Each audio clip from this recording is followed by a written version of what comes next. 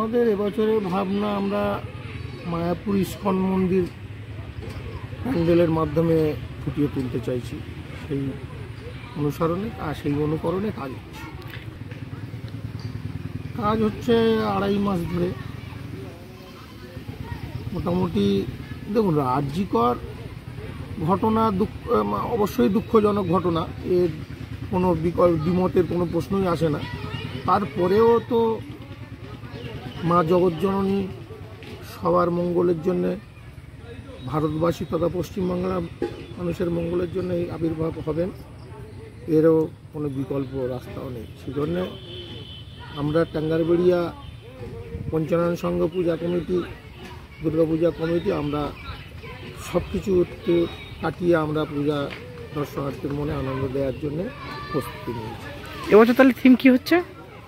আমাদের theme Mayapur ISKCON মন্দির। আচ্ছা, এই লোকরা আসে এখানে গ্রাম অঞ্চল, এই গ্রাম অঞ্চল আমাদের এই প্যান্ডেলটা অনেক দূর দূরান্ত থেকে লোক দর্শনার্থীরা আসেন। সেই জন্য আমাদের যা মাঠ আছে পঞ্চানন সেবা সঙ্গে, সেই মাঠে বা যা রাস্তাগুলো করা আছে, সেই জন্য আমাদের এখানে ভিড় হলেও আমরা খুব একটা অসুবিধা হবে না, পর্যাপ্ত পরিমাণে জায়গা আছে। আপনার নাম আর পরিচয়টা? আমি সনাতন মণ্ডল, উত্তর টাঙ্গাবেড়িয়া পঞ্চানন সংঘের সভাপতি।